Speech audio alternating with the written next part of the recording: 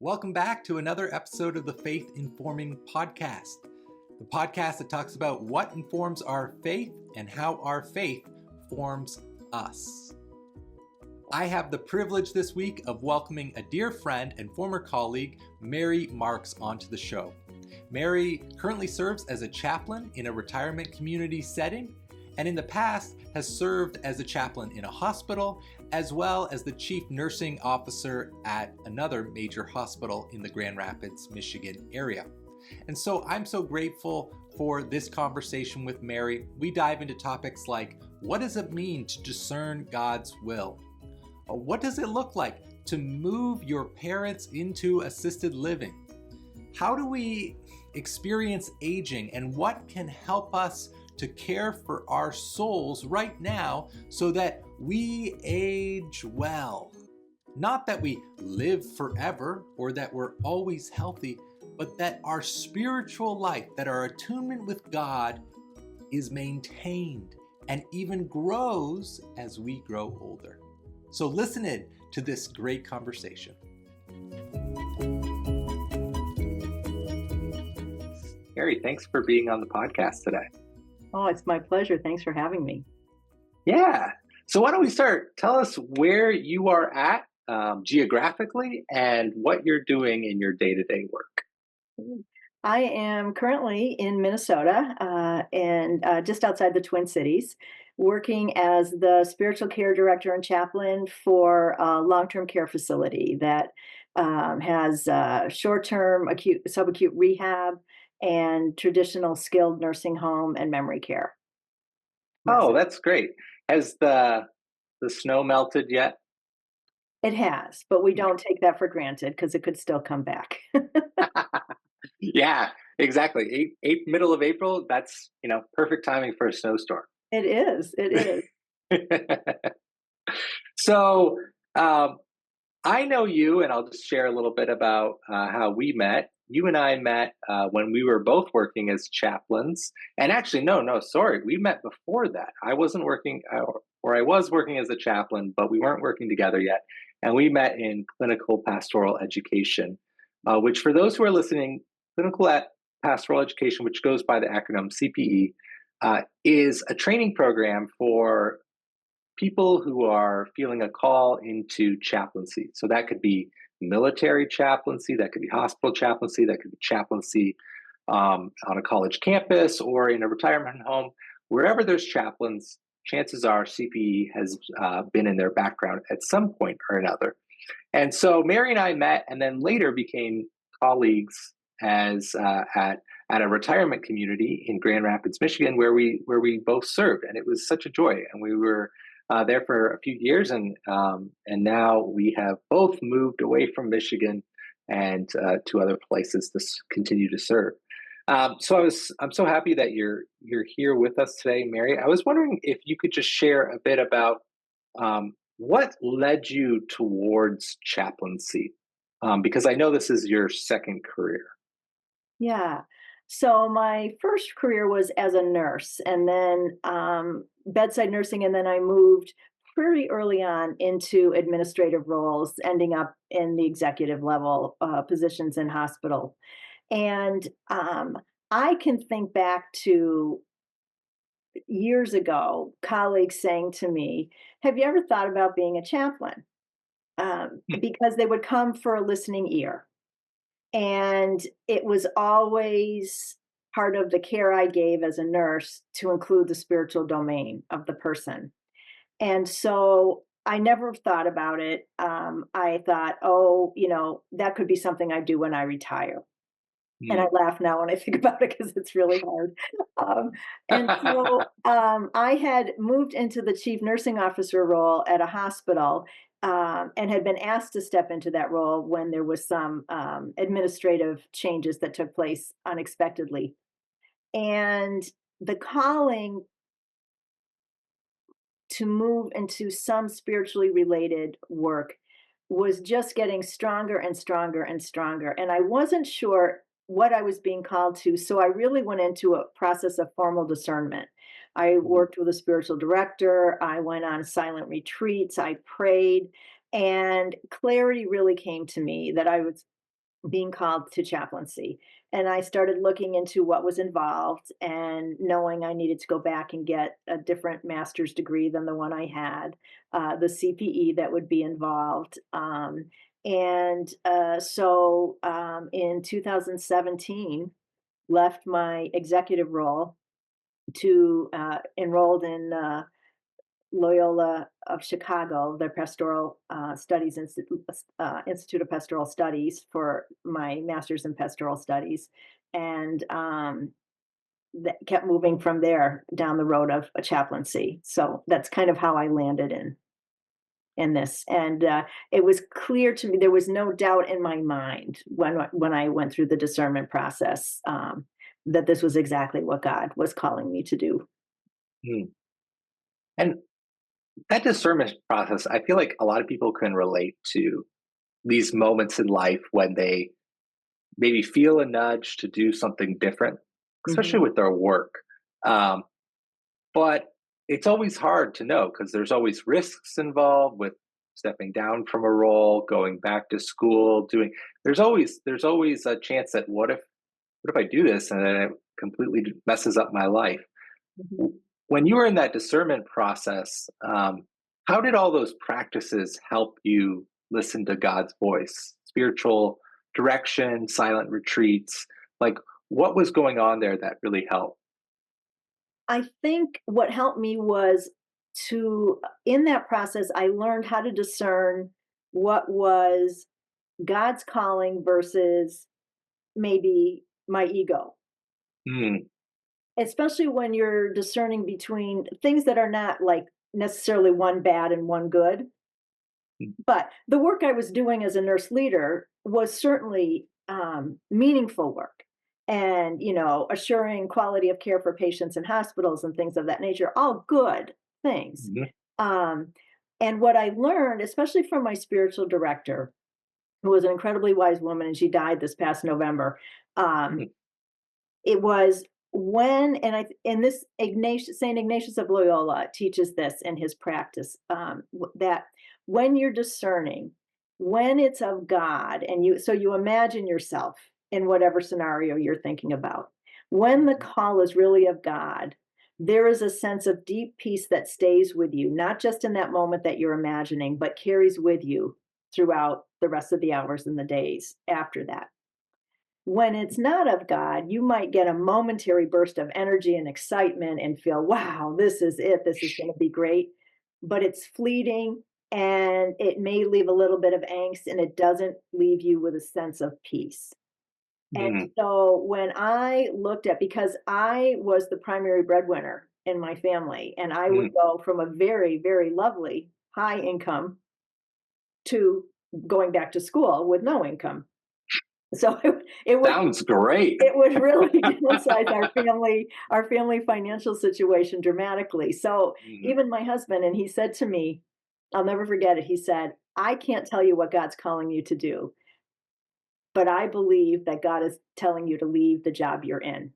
mm, Because it was 80-hour work weeks, he said, "And I don't believe that's what God wants you to do."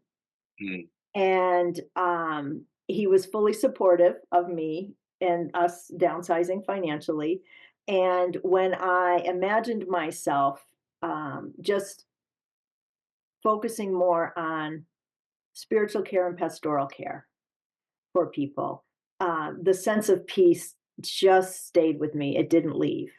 And mm, I remember the very last day when I left my role as the chief nursing officer, and I got in my car, and I sent a text to my spiritual director and my sisters, who are also my spiritual guides.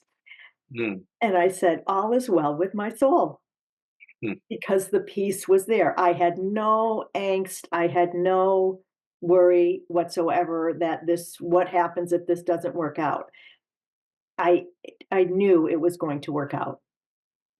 I mm. didn't know how. I didn't know where I would land working, but there was no doubt. And that's what I learned from the discernment process, and I use that in other aspects of my life now when I have decisions to make and things like that. And if I don't feel clarity one way or the other, then we still sit with things and I don't make the decision. Yeah, I think that's such an important point. I think discernment can feel elusive at times, Mhm, where it's like we can say, I'm trying to discern a decision, just trying to, be wise. But this idea of like coming, you come to a place where the peace stays, I mhm. think is just such a beautiful way to think about discernment. And that sometimes, for me, I could be impatient at times with decisions and be like, well, I I want to make this decision now, regardless of how I'm feeling per se. Uh, but to have the patience and the willingness to really to be in the discomfort, because when the decision's not made, there is discomfort. You're like, I need this to end, but waiting for that peace to come. Um, that's fantastic. And you mentioned Saint Ignatius. Did you at all work with his exercises? And I know he has like a whole way of doing retreats, right? He does, yeah, and I have not, well, I shouldn't say that. Back, oh gosh, 77, 78. I was a freshman in college. This was before I decided to go into nursing. Mm, And over spring break, I went on a 7-day silent Ignatian retreat. That was my mm, first exposure to it. And more recently, in when I was preparing to be a chaplain, I also was studying to be a spiritual director. And the program I went through the Dominican Center at Marywood in Grand Rapids, Michigan, based their program on the exercises of St. Ignatius of Loyola. mm. Okay. So, learning and listening, attuning your ear to God and how God speaks in different ways, is a lot of what he talks about. He uses the examen at the end of the day, where you can, where did I see God present? Where did maybe not my best self show up? And to sort of process your day, hand it all over to God, and then rest Mm, overnight and yeah, start in the morning. that's beautiful. I think those kind of practices, although sometimes they can feel tedious, like, do I have to do this exam again tonight? Um, when you get into that rhythm of being able to commune with God and talk about the daily stuff, um, I think it really does affect your whole being. Because when we do come into hardship or heartache, which often just enters in without permission to our lives, it's like we're already really strongly tethered to God because Mhm. we're just nurturing that on the go.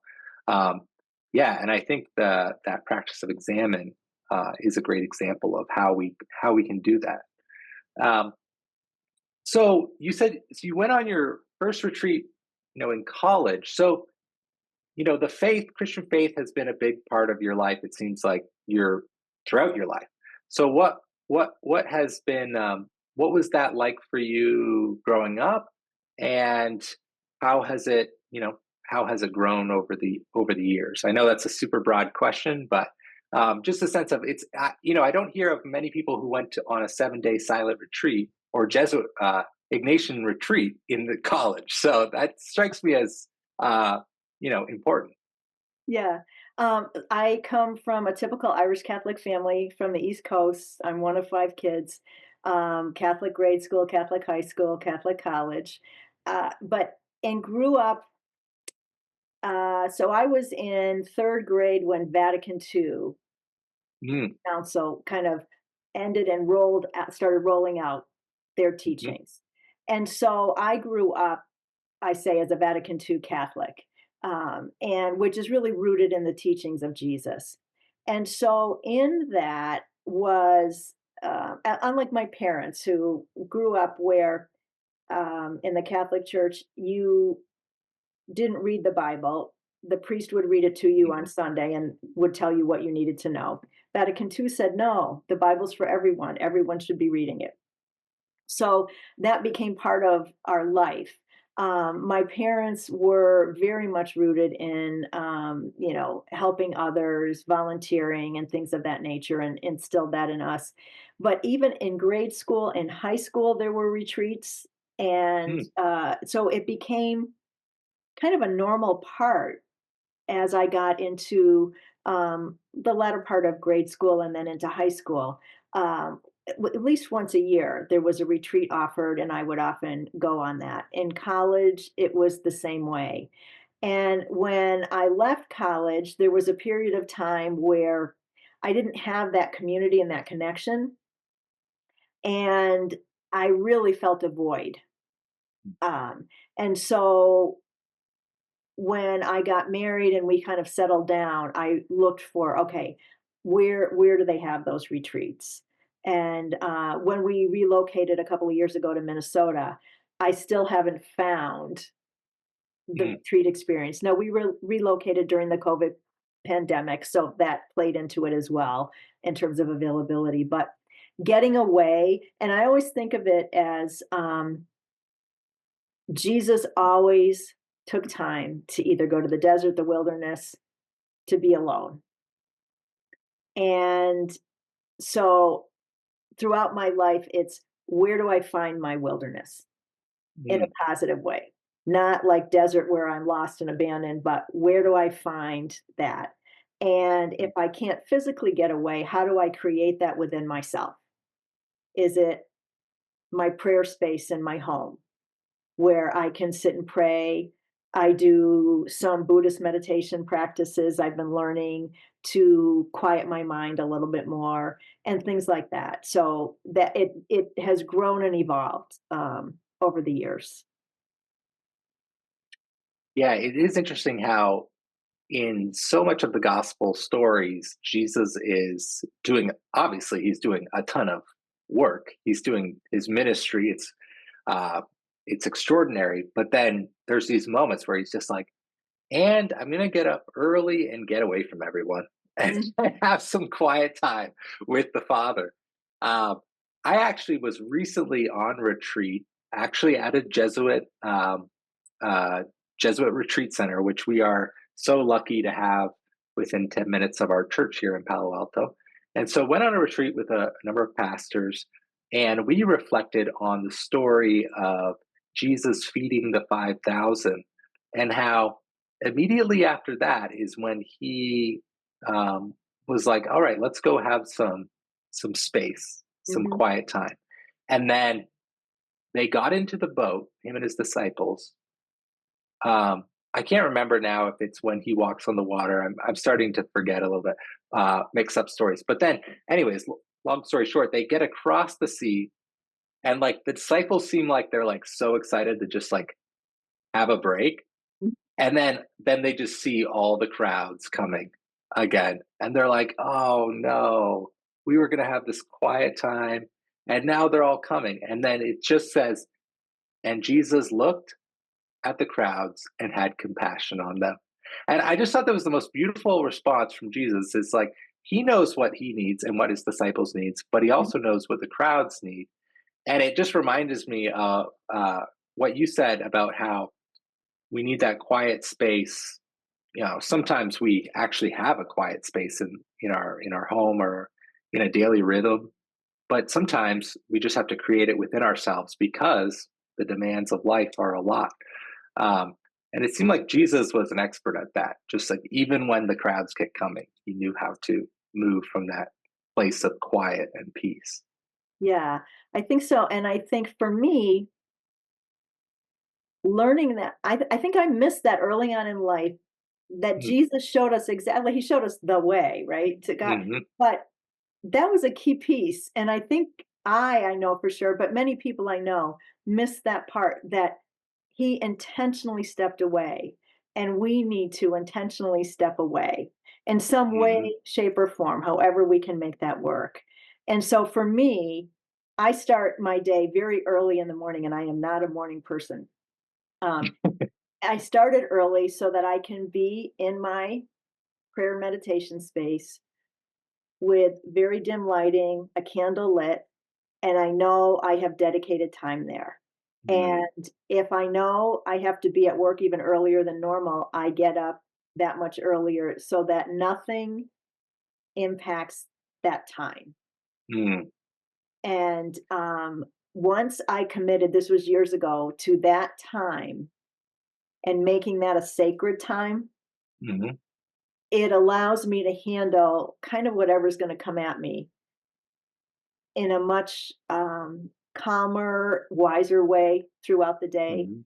Not that I may not be exhausted or frustrated at the end of a particular day, um, but in the moment, in the day, I can be present and grounded. And there's some days where you're just exhausted and you know I'm not going to be as present as I might normally want to be. And I can be upfront with people about that. Yeah, yeah. How important would you say is, like, the space that you've created, like, physical space for that prayer time? Like, sounds like you have a really clear place you go, like lights dim, candle. How important are all those elements to cultivating that practice? Um, the space is tiny. So Okay. it's not a size thing. I have a chair Yeah. and Uh-huh. a little table, and my stack of books because I read, Mhm. there as well. So I think it's whatever gives you that sense of um, privacy. That it's like Mm. it's just me and God. Mhm. So where each place I've lived, it's been different where I could carve out that little bit of space. Um, as I established that practice, my son is grown and out of the house now, but when he was home, still he and my husband knew unless someone's dying, we don't interrupt her when she's in that space. And so, I've been grateful that they have honored that. But so for me, it's a tiny little space. If I just had my chair, a little table, and a candle, and It'd I be have my enough. Bible, and I don't journal a lot, but I get inundated with prayer requests from people. Mhm. Text messages saying, "You don't know this person. This is what they're going through. I know that you pray. Can you please add them to your list?" Mm. And so my list gets longer and longer, and I have like a book where I just journal about what's going on with each person, and they send me updates periodically. And so the space itself, so whatever's important to you, if there's a specific Mhm. chair that's comfortable for you, if some people like to sit on the floor, that's not a comfortable spot for me. I think that's the important part. It doesn't have to be large. Yeah, I think, the fact that you've had this rhythm for such a long time now, and that people, when they get to know you, it becomes clear that that's part of your life, and then you become the person they go to with their prayer requests. Yeah, that doesn't seem like a coincidence. It's like, turns out when you're practicing prayer, prayer warrior, maybe I'll call it. Uh, People go to you to share their prayers, and I think it just really shows. Well, it speaks to me right now, just saying, like, you know, we've all heard someone say, "Well, we need to do more than pray." Um, but if you start, the amount of work it takes to just pray regularly, and the effort and discipline and energy, um, prayer can be a lot of work. Like, it's not just prayer. It's like, this is taking all of me to do this. And like you said, like, not being a morning person, but um, knowing that going against your kind of natural tendencies will actually help you in the long run, which is that's, I think, very countercultural. Yeah. Well, and I think so many times, we've said, I know I've said over the years, yeah, I'll pray for you when someone brings something up. And Hmm. we mean well and we intend to do it, but we forget. Hmm. And I've learned enough about myself to know I've got to write it down. Hmm. Even though God knows what people need. And I have, if I write it down, because then I intentionally think about the person. And then if I pray about them and then I listen, because, it's a conversation with God, I've got to listen. I can't just do all the talking. Often things will come to me that are a little more than the prayer part. Hmm. So if it's people I know and we communicate by phone or whatever, I have been inspired with messages to start texting them on a daily basis while they're going through whatever it is they're going through. And so it takes it like a step further than prayer. Hmm. And just prayer in itself is powerful, but it's Hmm. how else can we move from prayer to act. Prayer should move us to action, and in that, I that's where I hear Yeah. how I might move into action. And it strikes me that like when you're regularly going into prayer, um, you're creating space to hear from God. Like Mhm, prayer is not just us talking to God, but it's creating space to hear from Him, to listen to those nudges, to text our friends or to call someone, or and that's like just as important to cultivate as it is just to do the to say prayers, to bring prayers. Like we're wanting to be attuned, like on the same frequency with God. mhm, Um, well, thanks for sharing all of that because it's nice to kind of get, you know, behind the scenes, so to speak, of a person's spiritual practices. I don't think it's something we often hear from one another, so that's really really helpful. Um, well, just to kind of tilt back towards your work in chaplaincy, uh, you currently work in a retirement or skilled nursing facility and memory care. Is that correct? mhm, mhm, Yeah. and And in the past, you've worked in a hospital setting before. mhm. And I wonder, as you reflect on like those two different settings as a chaplain, um, are there clear similarities in your role in those two settings? And then are there some differences between those two settings? Sure. I think similarities are that as a chaplain, one of the most powerful things I bring to an interaction with a patient or a resident, if it's a nursing home, is that non-judgmental listening presence, Mm. where I am there to listen and not judge you. And Stephen Roberts, I think, in one of his books said, it's, you're okay sitting in the ash pit with somebody. Mm.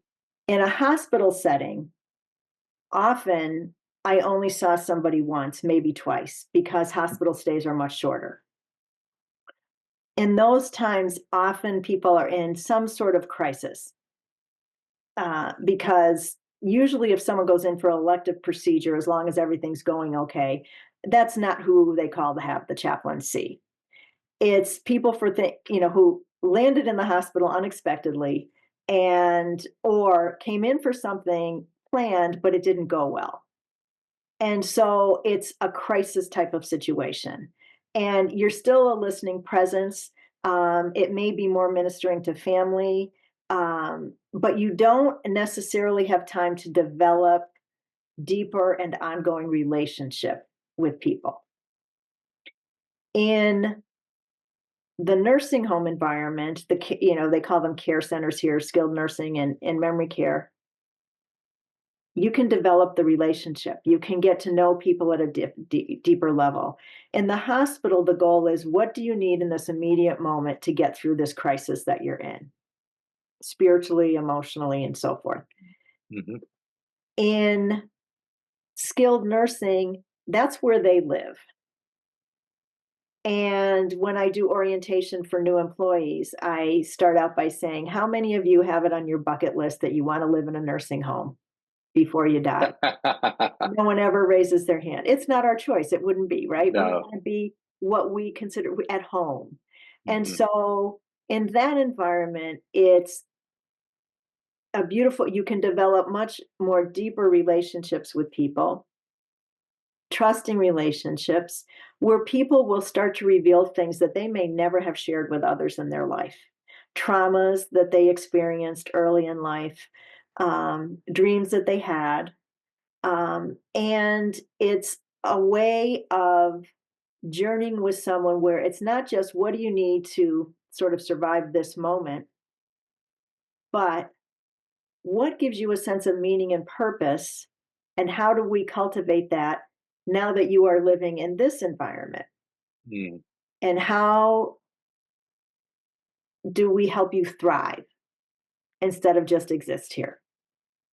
And so It's a different journey for me. I've loved it because it takes it beyond. Religion can be an integral part of someone's spirituality. I'm finding more and more people have lost maybe some trust in religious institutions, Mm, not trust in their faith in God, but sometimes trust in specific religious institutions. Or they are now realizing that they don't, they can't get out to a church. So maybe they had a church they went to their whole life. They knew everybody. They had the same row, the same, same spot in the pew they sat in every Sunday. They brought the same, hot dish to the potluck, you know, every time. every time, right? Everybody loved it. They can't do that anymore. Mhm, And so it's helping them find new ways to see God in their life and relate to God. And I've been really struck by how many people in these older years, especially living in nursing homes now, relate to God through nature. And they'd say, I never took the time because I was so busy raising my kids, taking care of the household, working, um, to realize how beautiful the sky was or how pretty snow is. And so it allows us to cultivate what Richard Rohr would refer to as that second half of life, mhm, where the tasks of life are sort of behind you. And now, what would you like that to look like for you? That relationship with God, that relationship with other people.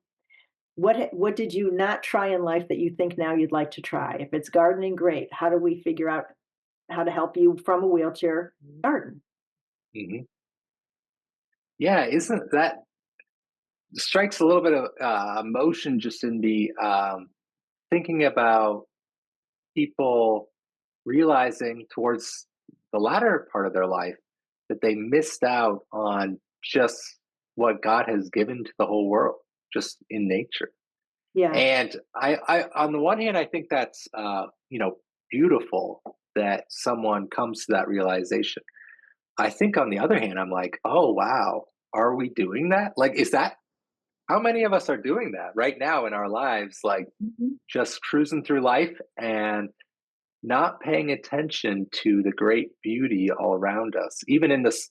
You mentioned the sky, you know, or a small garden or something like that. There is so much opportunity, but yeah, I think that's a reminder to us all that, wow, am I going too fast in life to just miss out on some of these key things?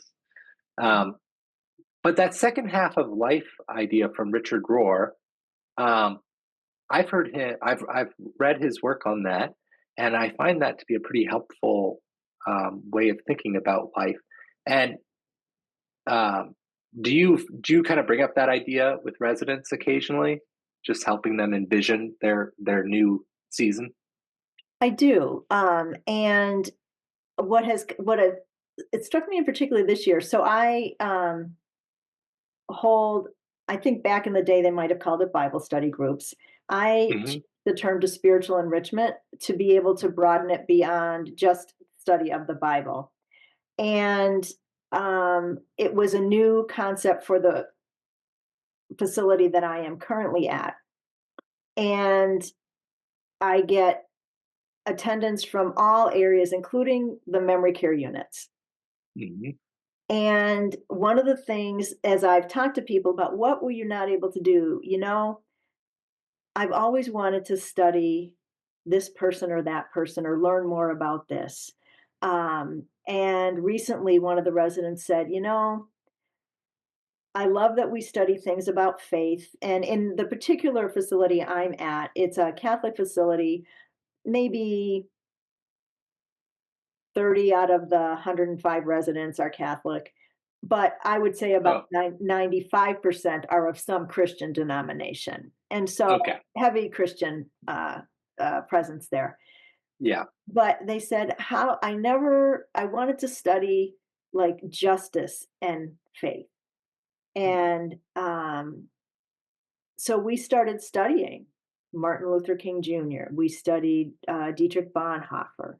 We studied Eddie Hillesum. We studied Howard Thurman. And these would be week-long studies. That's awesome. And these are people, most of the people I serve are wheelchair bound. Some have varying degrees of communication difficulties. And the people that you would think would be least able to participate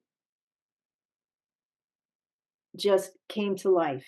And you might think they're Mm, sitting in their wheelchair sleeping, mhm, and we'd show a video, and then I'd stop for discussion, and they, even with their eyes closed, said, "I was really struck by the remark, this, and this." They could hear and process all of it. mm, And they never had, they said, "I love learning." And that gives them a sense of meaning and purpose. And even if they can't communicate, the love for learning is still there. mhm, And so when I've used Richard Ward, maybe this is that time of life where guess what? You get to just focus and you can learn. What do you want to study? mm. Some of them love music and want to study some things about music. So I send them to our music therapist. Yeah, isn't that's a beautiful thing? Because it's kind of saying it's what is saying, like, you don't have to become like you don't have to like use this information to go and become an expert on it. Like Mhm. you can learn this for the joy of learning. Exactly. And that is, I don't think we do that enough. Like it's like, and to be able to like give permission to do that. I mean, your residents, I'm sure love you, but I'm sure your residents' families especially love you because I mean that's just sounds like the most joy filled way to approach that community. And I know from experience, I've seen you at work, so I know you're well loved. um, Thank you. but uh, as you think about your residents and their families, um, and maybe past residents and families, like what advice would you have for their children? Because moving a parent or parents into any kind of retirement, assisted living, skilled nursing, memory care environment can be pretty jarring for the children, the adult children of these people.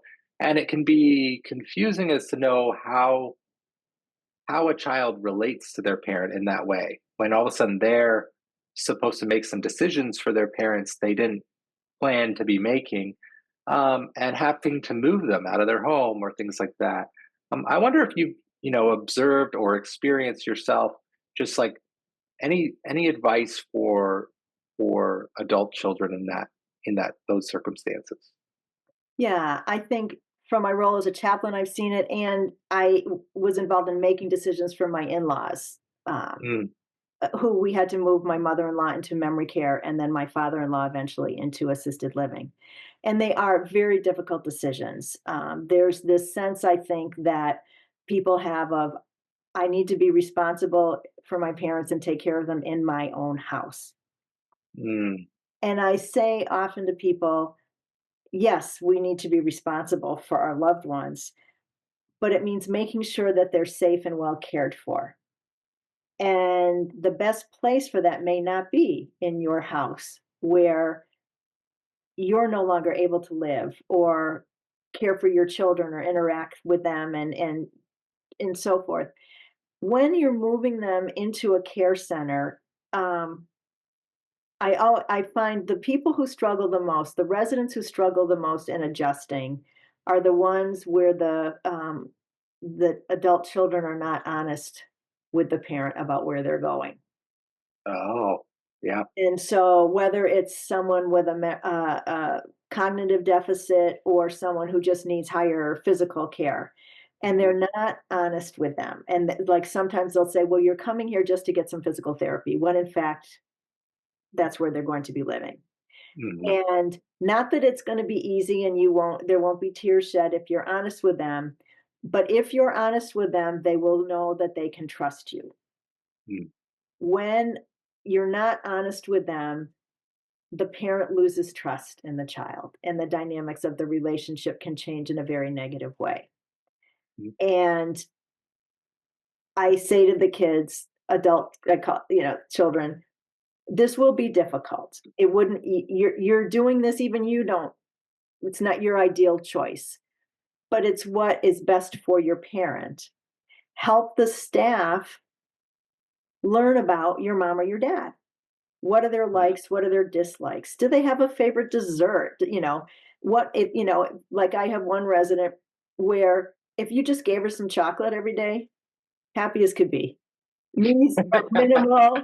You know what? Just let her eat dessert first, worry about the rest of the meal later. She was happy. I Or, could roll with her. yeah, if there's nicknames, did they have hobbies? Or did they have jobs that brought them great satisfaction, and some key stories you could clue us into, where Mm, we can then engage and start to learn about them, and they can start to share their stories. When their loved ones move into a care facility, our goal is to help them share stories, because when we share stories, it helps us grieve. mm, And I let both the resident and their adult children know, you're going to grieve. There will be a time of grief because there's a loss happening here, a loss of independence, a loss of a home, the relationship from this was my mom and dad, and now I'm having to be the caretaker and the parent in a way. And when you can bring your loved one to a care center that gives them great care, it allows you go back to parent child and not so much caretaker. mm. And you can say, do you remember, you can share fun memories and focus on that instead of having to be the caretaker. Mhm. And so, but helping those of us in the nursing homes to learn the things that were important to your loved one. Also, what's important to you and how are you doing? And knowing that you need a listening ear as well, because this would not be an easy decision or choice for you. And that you should use, if there's a chaplain at the facility, use them. I meet with families all the time, Mm, helping them process their emotions, helping them strategize. Oh, we just found out that mom's sister died, and mm. we're trying to figure out how to tell her because she's physically not going to be able to get to the funeral. And that's going to really upset her. How do we work through that with her? Yeah. Or I'm going to go tell her now. Can you make a point of seeing her after? And can you let the staff know that this is what she's going through? Mm, Um, and things like that. And to, bring people that were special to them, if they're able to still visit them, to visit them, to not be afraid to go into the mhm. nursing homes, to visit them, to spend time, or to take them out. If they're physically able, take them out. Yeah, I think that's so helpful. I love how you started with that honesty piece. And seeing it kind of at the end there too, where it's like we it's difficult to be honest about hard things that we know will upset another person. Mhm, You know, whether it's like mom and dad, you have to, you're moving into an assisted living, or mom, your sister died. I think that's so relatable because I think at any point in life, none of us love being honest about those things. Like, it's what, it's, I, we, I, we strive, most of us, I think, strive to be honest with our lives. But when it requires us, we know it's going to upset someone, make them sad or angry, or, um, you know, that, those, we have we don't want to go there. mhm, Um, But you're right, there's a lot to say about just being willing to let someone else be upset. mhm. Um, that just because they're upset now in the moment doesn't mean they will be forever. And they have the right to be. And that's all part of maintaining a good relationship is giving each other the space to feel all the feelings. Um, Yeah. so that's, wow, that's, I really love that. Um, In in okay. rehab, I want to also make a point. We see a lot of older people come from the hospital into our rehab unit, which is, for aggressive physical therapy and occupational therapy with the goal that they would return home. And the number of times I have seen people well into their 90s come to our rehab, and staff will say to me, I think they're depressed, they're crying. Well, just because Mm, someone's crying doesn't mean they're depressed. And, or the family will say, and so I'll go meet with the person. Um, and I always make sure I can meet with them in private. And the number of times individuals have said to me, I have lived a good life. I am too old and too tired, and I do not want to do this rehab stuff. And I'll say, mm. what do you want? I know my family can't take care of me at home. Just find me a nursing home. Let me be there with my books or my TV show that I like until God takes me home. That's Mm. all I need. I don't need anything more. And I said, have you had this conversation with your children? And and most times they'll say, no, because I don't want to upset my children. So it's the same kind Oh, of honesty. And I'll uh-huh. say, well, we can do a care conference and I can be there. And if I don't hear you sharing, if you're okay, I can share and I can say, when we met, you shared some things with me. Are you okay if I share them with your family?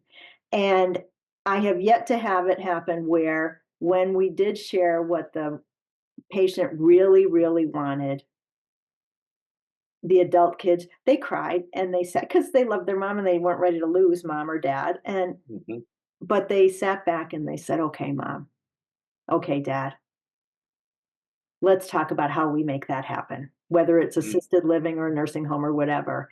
And so the honesty piece is being open and willing to listen to your parents as well. Yeah. Yeah. I mean, for those we love, we don't want to hurt their feelings in any way. Mhm. And, but if we're tiptoeing around issues that we just, it strikes me that it often comes down to it's a good place to start is to identify what are my needs in this situation.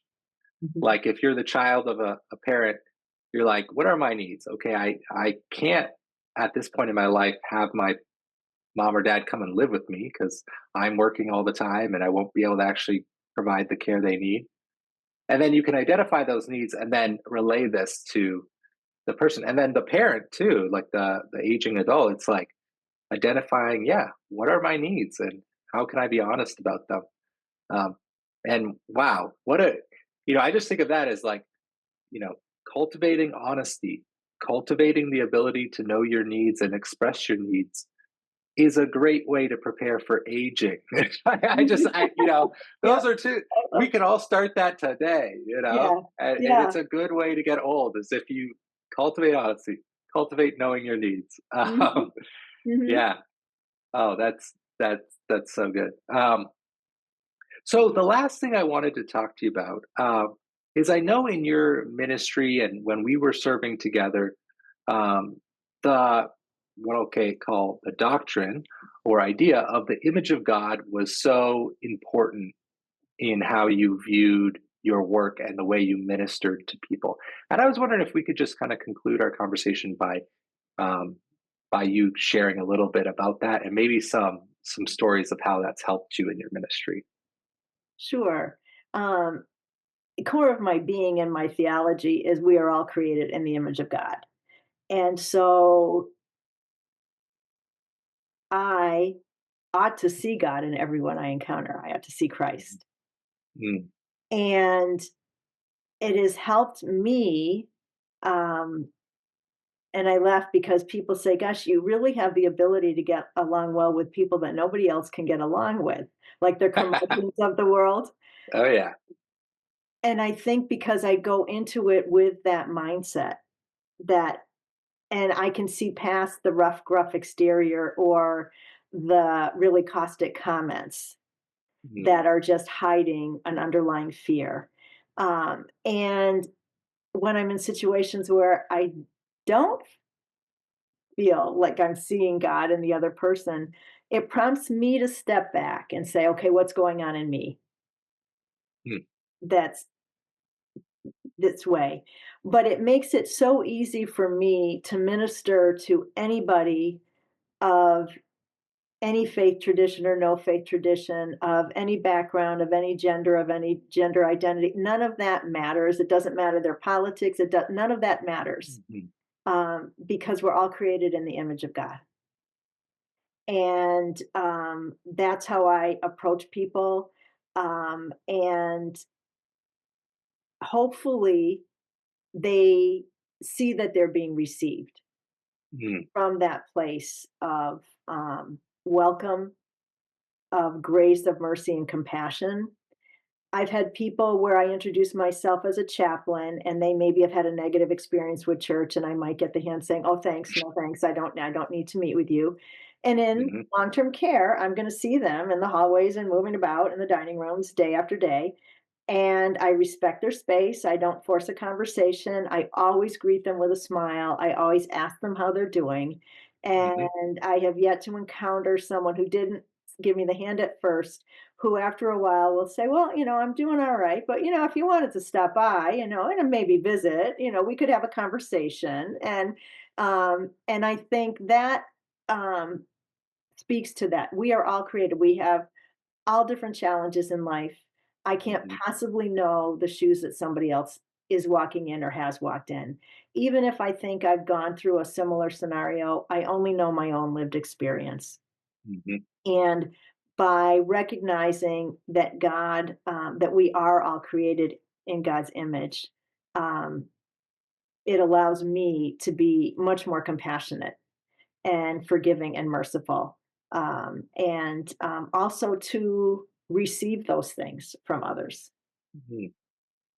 Yeah, that's what kind of struck me as you were sharing there is it's both a give and receive. It's Hmm. um, when you said, when I don't see the image of God in people, when I don't see Christ in people, then it's a sign, it's kind of like a red flag saying, what's going on with me?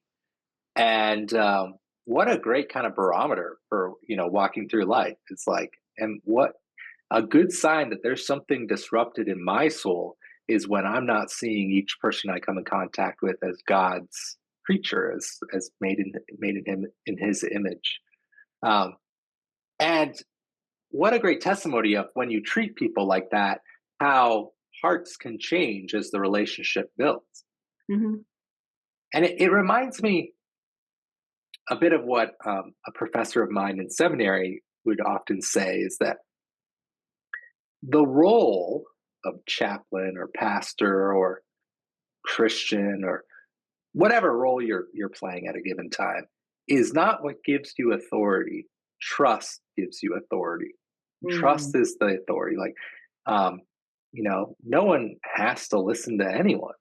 But when that trust gets built, the communication becomes, it begins to flow, and all of a sudden, someone who you wouldn't expect would be sitting with the chaplain is sitting with the chaplain. Thanks for tuning in for another episode of the Faith Informing Podcast. If this episode encouraged you, I encourage you to like and subscribe. And be sure to share it with your friends. We want more and more people to know about this podcast. Until next time, take good care.